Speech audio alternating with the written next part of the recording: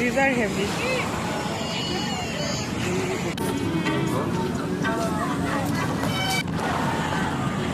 এটা 150 আর ওই লালটা? এইটা হ্যাঁ, পুরো গরম গরম।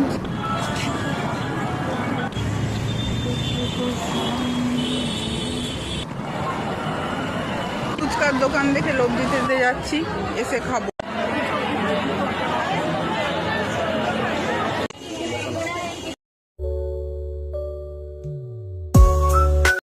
নমস্কার বন্ধুরা, আশা করি সকলেই খুব ভালো আছেন। একটি নতুন ব্লগে আপনাদেরকে স্বাগত। আমি মৌ।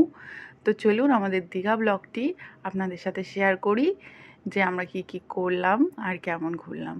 তো প্রথমেই হচ্ছে দেখুন, আমরা ভোর 3:30-র সময় এই যে রেডি হয়ে স্টেশনে বসে আছি। আপনারা জানেন আমাদের এখানটা একটা গ্রাম, তো আমাদের এখান থেকে প্রথমে হাওড়া যেতে হয়েছে। হাওড়া থেকে বাসে আমরা দীঘা পৌঁছেছি। এইটা আমাদের হোটেল রুম ছিল। হোটেল ক্রাইসিস ছিল প্রচণ্ড, তো আমরা একটা ছোট্ট মতন রুম নিয়েছিলাম 2 জন থাকার মতন। তো সেটারই ভাড়া পড়েছিল 750 টাকা। তো গিয়ে একটু চিপস, একটু কোল্ড ড্রিঙ্কস খেয়ে নিয়েছি গরমের মধ্যে, এরপর ভাত। দীঘার খাবার কিন্তু যেমন সস্তা তেমন টেস্টি। এইখানে ছিল একটা মানে মাছের কাঁটা দিয়ে চচ্চড়ি, এত ভালো ছিল বলার মতন নয়। ওই খাবারের দাম ছিল 50-60 টাকার মতন। পুরো ডিম ভাত খেয়েছিলাম আমরা, কারণ বেশি রিচ কিছু খেতে চাইনি। এরপর বিচে বসে বসে চা খাচ্ছিলাম। তো আমরা তো চা লাভার, আমি হাজব্যান্ড দুজনেই।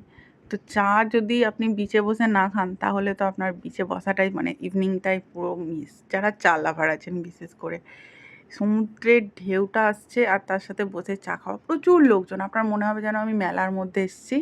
আর সবাই হাসি খুশি, সবার মনে আনন্দ আছে, মানে সবাই ঘুরতে এসছে তো সবাই এনজয় করছে। আচ্ছা বলে রাখি, এটা কিন্তু আমরা ওল্ড দীঘাতে এসেছিলাম। কেমন ওল্ড দীঘা এটা, ওল্ড দীঘার ভিউগুলো আপনারা দেখছেন। তো এই যে এখানে বিশ্ব বাংলার যে লোগোটা আছে, এখানে আমরা ছবি তুলছি। এই যে পেছনে দেখছেন একটা গাড়ি আসছে, এই গাড়িগুলো ছোট ছোট বাচ্চারা ভাড়া করে ঘুরছে। মানে এনজয় করার জন্য আপনার কাছে হাজার হাজার অপশান আছে এখন যা অবস্থা। তো দীঘায় মোটামুটি আপনারা 3 দিন মতন থাকলে আপনাদের ভালো হবে। আমরা সাইট সিন করতে পারিনি। আমরা যেই দিন গিয়েছি ভোরবেলা, পরের দিন আমরা ওখান থেকে বেলা 12টার ট্রেনে আমরা ফিরেছি। সো আমরা কিন্তু আউটিংটা করতে পারিনি। আর আমরা যখন গিয়েছি না জগন্নাথ মন্দিরটা, তখনও উদ্বোধন হয়নি। তো এর পরের বার যখন যাব আপনাদেরকে অবশ্যই একটু ঠান্ডায় যাওয়ার চেষ্টা করব, এত গরমে নয়। গরমে খুব কষ্ট হয়েছে, গরমে আমরা দুপুরবেলা তো কোথাও বেরোতে পারিনি, এই সন্ধ্যার পর আমরা বেরিয়েছি।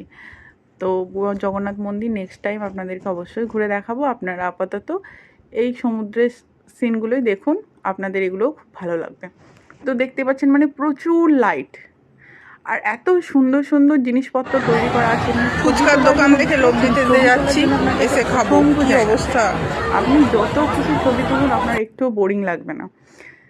আর এই যে ভেতরে অনেকগুলো করে মার্কেট করা আছে, এরকম দোকান ঘর করা আছে আশপাশটাতেই। আপনার ড্রাই ফ্রুটস, বিভিন্ন রকমের গিফট আইটেম, সফট টয়েসের বড় বড় দোকান, আপনার সাজের দোকান, প্রচুর পরিমাণ জামা কাপড়ের দোকান, প্রচুর এত সুন্দর সুন্দর জিনিস, মানে আপনি চোখ ফেরাতে পারবেন না। এই যে টুপিগুলো রয়েছে, মানে যা দেখবেন আপনার মোটামুটি অপছন্দ কিছুই হবে না। আর খাবারের দোকানও প্রচুর রয়েছে। বলা বলি কথা কি, অন্যান্য জায়গার তুলনায় কিন্তু দীঘায় খাবারের কোয়ালিটি ভালো এবং আমার মনে হয়েছে তুলনামূলক দাম কম। ফুচকা খেয়েছি, বিশ্বাস করুন খুবই টেস্টি ছিল। এই কলকাতায় যেমন টাইপের ফুচকা পাওয়া যায়, কলকাতা স্টাইল ফুচকা ছিল, যেটা আমরা খেয়েছি, অন্তত আমার অভিজ্ঞতা খুবই ভালো। আর এই যে শপিং করতে বেরিয়েছি, দেখুন কত ব্যাগ, মানে আমার তো সবগুলোই পছন্দ, কোনোটাই ছাড়তে পারছি না।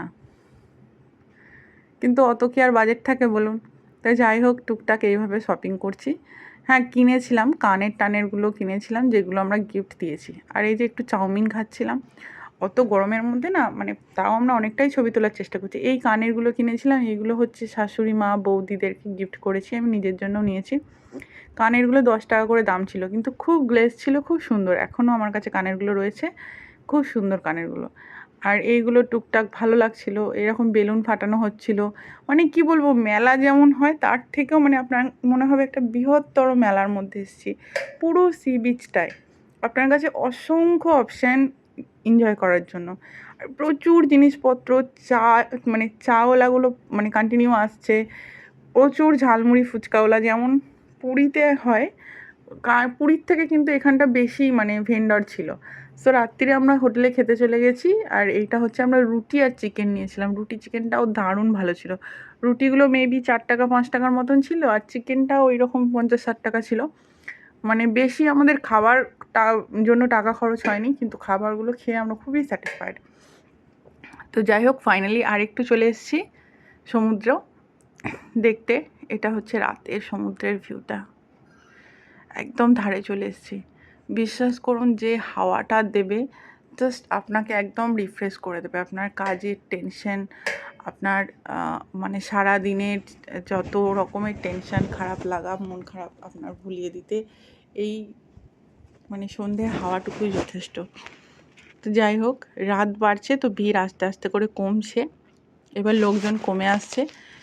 আপনার বুঝতেই পারছেন যে আমার জামাটা উঠছে মানে কতটা হাওয়া দিচ্ছে।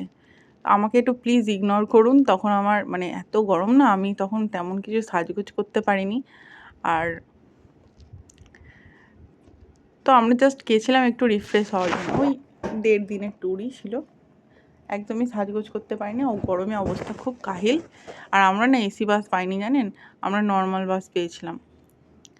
এসি বাসের টিকিটের দাম একটু বেশি, নর্মাল বাসে তার তুলনায় একদমই কম। Digha two Howrah normal bus অতক্ষণ মানে 4-5 ঘন্টা জার্নি করে খুবই কষ্ট হয়েছে।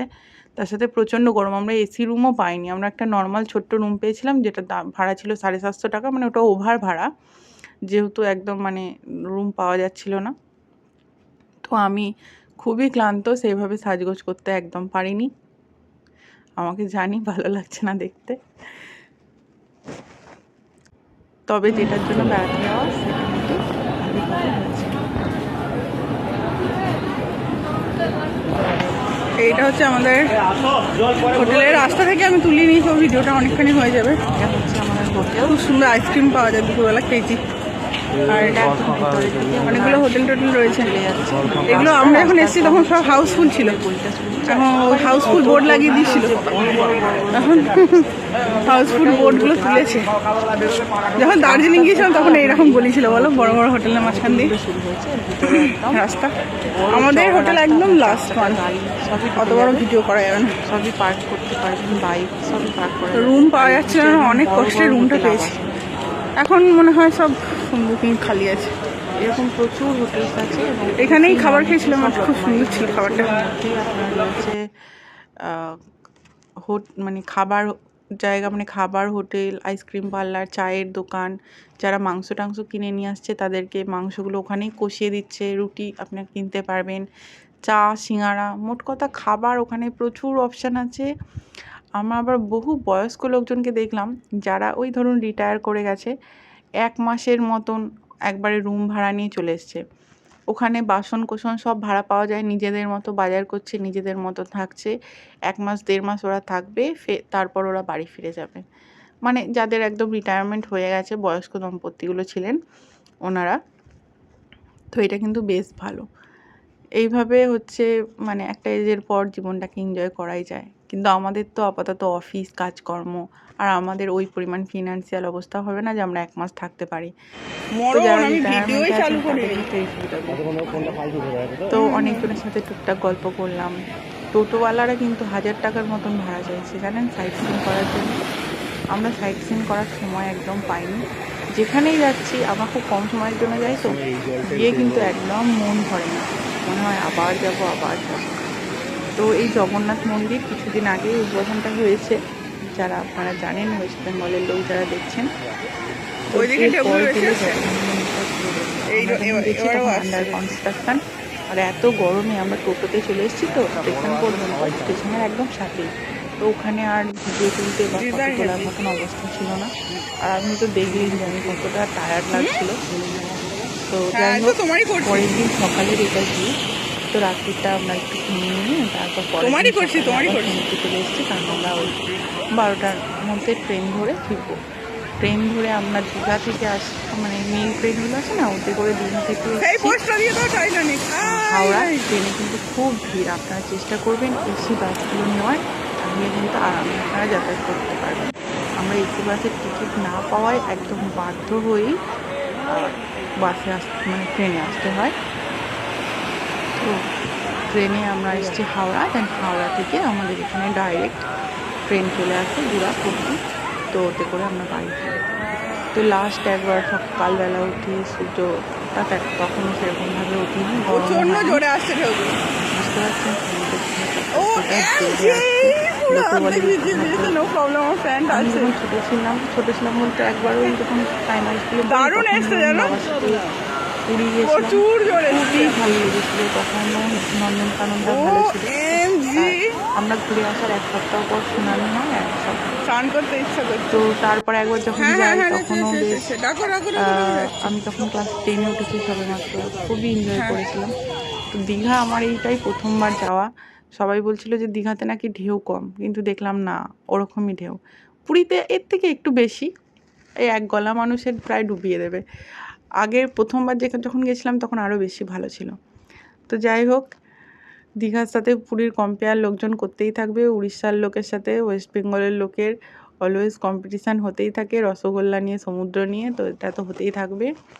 কিন্তু আমার কাছে আমার স্টেট অনেক ভালো, অন্তত লোকজন, খাবার দাবার আর অ্যাম্বিয়েন্সটাতে আমি কিন্তু দীঘাকেই এগিয়ে রাখবো অবশ্যই পুরীর থেকে। আর আমি ধরুন যখন গেছি লাস্ট টাইম ক্লাস 10-এ পড়ি, সো এখন কি পরিবর্তন হয়েছে জানি না, এখন আবার গেলে বুঝতে পারবো। আমাদের এই দিক থেকে বন্দে ভারতে কিন্তু যাচ্ছে উড়িষ্যা, তো এখন অনেক সুবিধা হচ্ছে, সবাই যাচ্ছেও। যাই হোক, আমার তো বিয়ের পর মোটামুটি লকডাউন ছিল, এরপর হচ্ছে বেবি হয়েছে, তো এখন আমি আবার নতুন করে ঘোরা বেড়ানো শুরু করেছি। তো আপনারা আমাদের সাথে থাকুন, আমাদের সাথে আপনাদেরকেও নিয়ে যাব, আমরা যেখানে যেখানে যাব আপনাদেরকেও সাথে করে নিয়ে যাব, আপনাদের সাথেও শেয়ার করব সবটাই।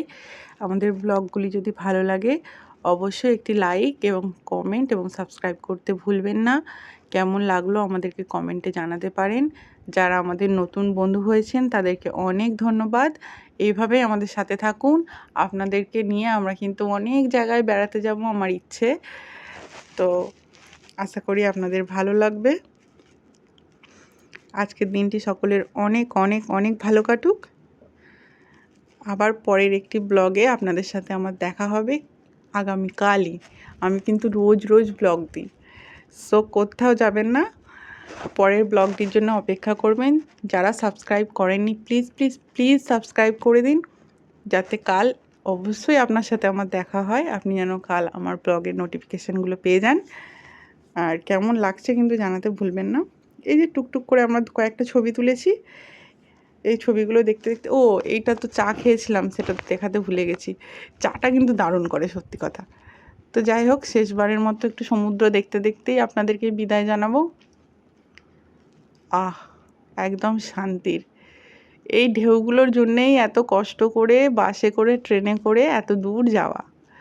আমাদের এখান থেকে অনেকে আবার বাইক ট্যুর করেও দীঘা যায়, কিন্তু যেহেতু আমার বেবি ছোট, তো আমরা এখন বাইক ট্যুর করতে পারবো না। কিন্তু খুব ইচ্ছা, আমি আর আমার বর না বাইক ট্যুর করতে খুব ভালোবাসি। আমরা মুর্শিদাবাদও বাইক ট্যুরে গিয়েছিলাম, সেই ব্লগটাও আপনাদের সাথে দেওয়ার ইচ্ছে রয়েছে। এডিটিং করতে তো একটু সময় লাগবে, আপনারা আমাদের সাথে থাকুন। আশা করি আমাদের বাইক ট্যুরের ব্লগটিও আপনাদের সাথে শেয়ার করব, আমাদের অভিজ্ঞতা। তো পরের ব্লগে কিন্তু দেখা হচ্ছে, কোথাও যাবেন না, সাবস্ক্রাইব করে পাশে থাকবেন এবং ব্লগটিকে কিন্তু